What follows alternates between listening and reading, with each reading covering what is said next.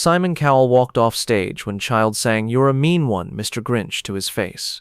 The moment 6-year-old Tommy Fletcher opened his mouth and began singing those infamous words directly at Simon Cowell, the entire Britain's Got Talent studio fell into shocked silence. But what happened in the next 60 seconds would become the most viral clip in BGT history.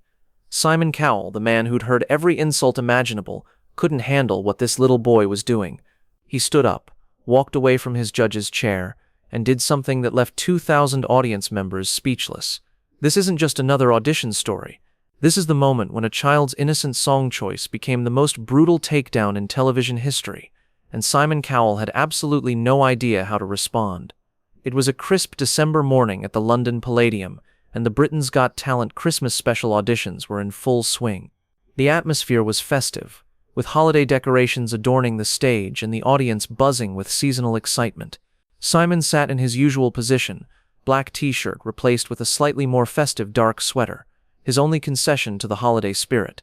The morning had been filled with the typical mix of Christmas-themed acts, choirs singing carols, dancers performing to holiday music, and the occasional comedian making jokes about Christmas shopping. Simon had been in his element, delivering his trademark critiques with his usual blend of honesty and sarcasm. "Next up," announced the backstage coordinator through the studio speakers, "we have Tommy Fletcher, age 6, from Birmingham. He'll be singing a Christmas song."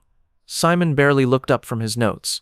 Child performers singing Christmas songs were as predictable as snow in winter. He expected Silent Night, or perhaps Jingle Bells, something sweet, innocent, and utterly forgettable. Tommy Fletcher walked onto the massive stage, and immediately everyone could see why he'd been selected for the show. Despite his small stature, he carried himself with remarkable confidence. Wearing a bright red sweater and matching bow tie, he looked like he'd stepped out of a Christmas card. His blonde hair was perfectly combed, and his smile could have powered the London Eye. "Hello there, young man," Simon said, his voice taking on that slightly warmer tone he reserved for very young contestants. "What's your name?" "Tommy Fletcher, sir," the boy replied, his voice clear and confident despite his age. "And how old are you, Tommy?" "I'm 6 years old, Mr. Cowell." 6 years old? And what are you going to sing for us today?" "I'm going to sing a Christmas song, Mr. Cowell. It's about someone who doesn't like Christmas very much." Simon nodded approvingly. "Well, that sounds interesting.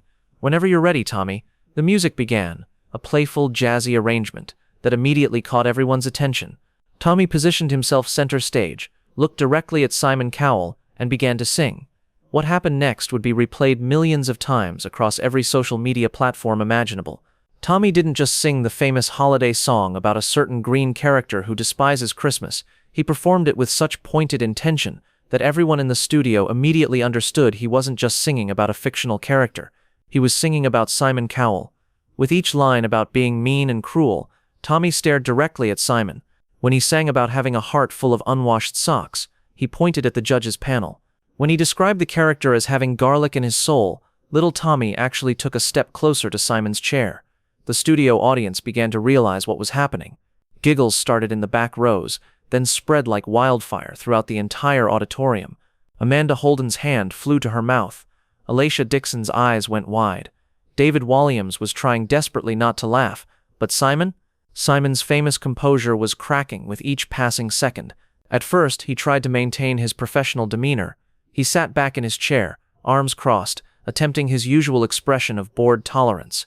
But as Tommy continued singing, describing the character's increasingly unpleasant traits while making direct eye contact, Simon's face began to change. The smirk faltered, his arms uncrossed, his jaw tightened. Tommy, oblivious to the growing tension, was having the time of his life. He was performing with the enthusiasm of a child who genuinely believed he was entertaining everyone with a fun Christmas song. He added little dance moves, spun around, and even threw in some jazz hands during the instrumental break. But the real moment of truth came during the song's most insulting verse. Tommy looked directly at Simon and sang about the character being a crooked, dirty jockey with such innocent enthusiasm that the cognitive dissonance was almost unbearable to watch. That's when Simon Cowell did something unprecedented in his entire television career. He stood up, not to give a standing ovation, not to get a better look at the performance. He stood up because he was walking away. The music was still playing. Tommy was still singing. The audience was still laughing. But Simon Cowell, the man who prided himself on never backing down from anyone or anything, was leaving his judge's chair in the middle of an audition. "Where are you going?" Amanda called out, genuinely confused. Simon didn't answer. He walked behind the judges' panel, his face a mixture of disbelief, frustration, and something else, something that looked almost like hurt. Tommy, still performing, noticed that one of the judges was missing. He looked around, spotted Simon standing behind the panel, and with the brutal honesty that only children possess, called out mid-song, "Mr. Cowell, you're supposed to sit in your chair. I'm singing this just for you." The audience erupted. The other judges were openly laughing now, and Simon Cowell, for the first time in his career, was at a complete loss for words. Tommy finished his performance with a flourish, taking a dramatic bow as the music ended. The audience gave him a standing ovation, but they weren't just applauding his singing, they were applauding what they'd just witnessed. A 6-year-old boy had just delivered the most savage roast in BGT history, and he didn't even know it.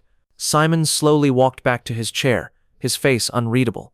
The studio fell silent, everyone waiting to see how he would respond. Would he deliver one of his cutting critiques? Would he storm off? Would he laugh it off? What he did surprised everyone. He looked at Tommy for a long moment, then turned to address the audience. "Ladies and gentlemen," Simon said, his voice carrying a weight that nobody expected, "I've been judging talent competitions for over 20 years. I've been called every name in the book. I've been booed. I've been criticized. I've been insulted by professionals." He paused, looking back at Tommy, who was standing center stage with his innocent smile. "But I have never in my entire career been so thoroughly roasted by someone who wasn't even trying to roast me." The audience laughed, but Simon wasn't done. "Tommy, that was the most honest performance I've ever heard on this stage. Not because of your singing, though that was excellent, but because you just held up a mirror to who I am, and you did it with such joy that I couldn't even be angry about it." Tommy tilted his head, confused. "Are you the Grinch, Mr. Cowell?" Simon's laugh was genuine, not his TV laugh, but something real and unexpected. "You know what, Tommy? Maybe I am. Maybe I have been the Grinch." What happened next became the most shared moment in BGT history. Simon stood up again, but this time he walked onto the stage. He knelt down to Tommy's level and said something that would be quoted for years afterward. "Tommy, you've just taught me something important. Sometimes it takes a child to show grown-ups who they really are. And maybe, just maybe, it's time for this Grinch to let his heart grow a few sizes." He turned to the other judges. "I don't think Tommy needs our votes today. I think we need his approval." Simon looked back at Tommy. "So what do you say, kid? Do you think this mean old Grinch deserves a chance to be better?" Tommy's face lit up with pure joy. "Everyone deserves a chance to be nice, Mr. Cowell. That's what Christmas is about." The audience erupted again, but this time it was different. It wasn't laughter at Simon's expense. It was appreciation for a moment of genuine human connection. Simon gave Tommy the biggest yes in BGT history, followed by enthusiastic yeses from the other judges. But more importantly, he hugged Tommy, really hugged him, and whispered something in his ear that made the little boy giggle. When asked later what Simon had said, Tommy would only reveal, "He said he was going to try to be more like Santa and less like the Grinch, and he asked me to help him remember." The clip of Tommy's performance went viral within hours. But it wasn't just the singing that captured the world's attention. It was Simon's response. Social media exploded with comments about seeing a different side of the famously harsh judge. Grinch Cowell became a trending topic, but instead of being mean-spirited, it became a celebration of growth and self-awareness. The episode aired on Christmas Eve, and it became the most-watched BGT special in history.